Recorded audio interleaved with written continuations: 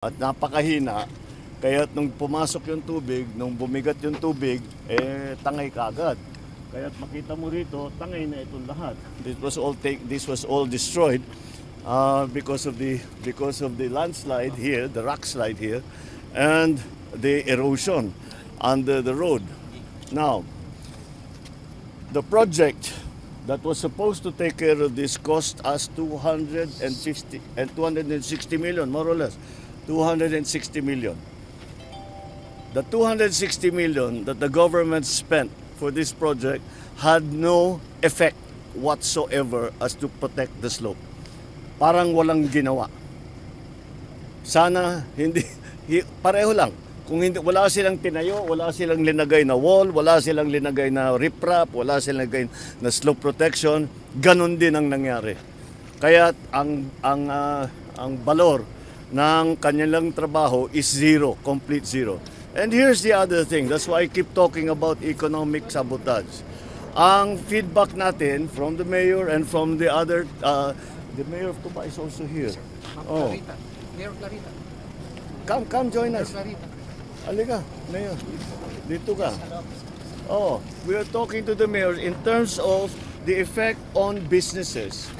Because of this, because nagsara ito, hindi na magamit ito, in terms of business, 30%, 35% I think is the number, 35% kaagad ng kanilang hanapbuhay ay nawala dahil dito.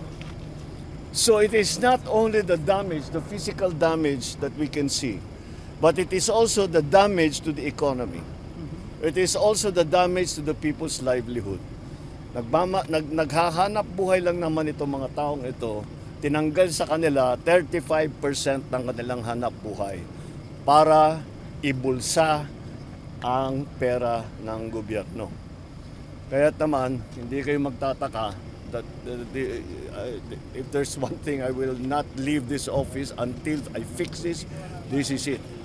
This is one of those things. So, very, very clear. Here we go again. Pang-ano na tayo? Pang-lima na yata nating inspection ito. And it's always the same. Now, we will go to the next site. Yun naman, yung rock netting. Yung tinatawag na rock netting. Kung makita ninyo, may mga netting na dinalagay sa ano.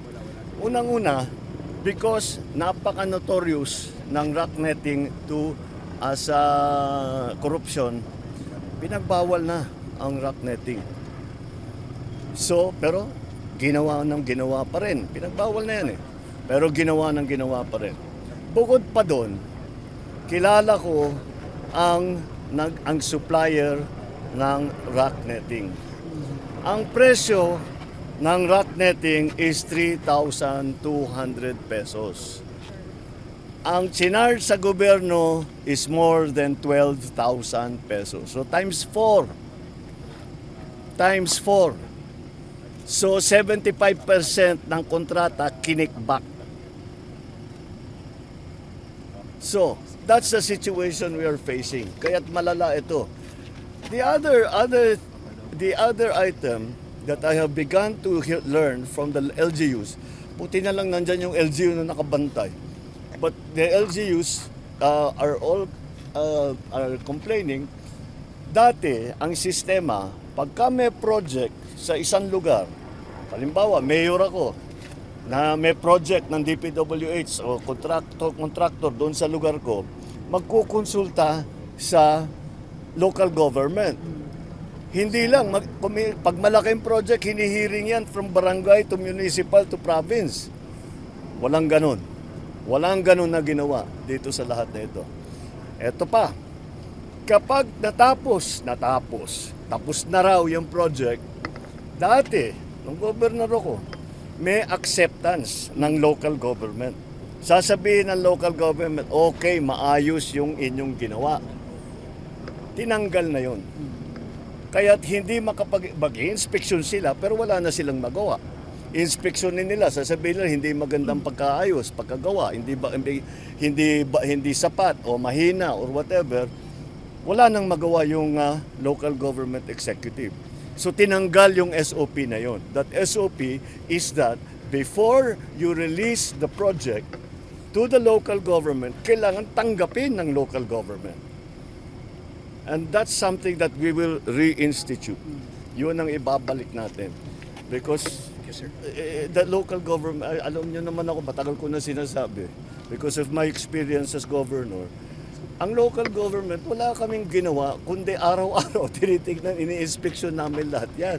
Hindi yung minsanan. Every single day, we walk around, go around, we hear reports from ordinary people, hindi yung mga opisyal, but ordinary people, and kaya na silang nakakaalam. That's why that acceptance is so important.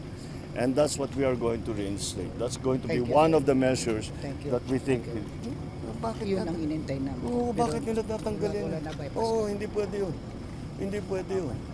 Kasi kung hindi tanggap ng local government, maliwanag, may problema yan. If the local government hindi masaya. Masaya kung magkaroon ng slope protection, hindi na masasara yung kalsada. Masaya kami pag mayroong flood protection, hindi na babaha. Di siyempre tatanggapin ka agad kung maganda. Pero kung hindi maganda, sila rin ang magsasabi. Dahil silang nakakaalam. Sasabihin, yung dinagay ninyong riprap, masyado mababa. Dahil yung baha rito, umaabot dito, hanggang dito lang yung pader ninyo. All of those things. So those are the things that we have to correct. But over the years, these abuses only came about kasi pinapalitan ang sistema. And dinadaya lang talaga. No consultation with the local government, no acceptance from the local government, all of that. Kaya mabigat ang gagampanan na role ng ating local government dito sa ating mga ginagawa para maayos na. Marami. Well, si Mayor Benji has been very very vocal about the problems that we have. That's why napunta ako dito. And the comments and the sumbong that have been arriving at our website has been very, very useful. Kaya ipagpatuloy sana ninyo ang inyong pagsumbong, and I'm not just talking to local government officials, kahit sino. Basta't may alam kayo, sabihin ninyo sa amin, pa-inspeksyon natin, kung may problema, ayusin natin ang problema. Here's the problem here. This is 260 million project. Useless. Parang tinapon mo yung pera sa ilog. Useless. To correct this will cost double that. That's my top of the head estimate. 500 million ito para ayusin. Thank you, sir. At least. Kasi hindi lang itong nakikita ninyo rito kundi hanggang dun sa loob Hanggang dun sa ilalim nitong tunnel So there's a lot of work that needs to be done. So how can you tell me that it's not economic sabotage? Kinuha mo yung 260 million, wala kaming nakitang effect dun sa kanyang ginawa na kontrata, tapos para ayusin yung binigay ninyong problema sa amin, it will cost another 260 million, probably double 260 million, hanggang 500 million na yan. Kaya I don't blame anyone for being disappointed, frustrated, angry, and paying for blood.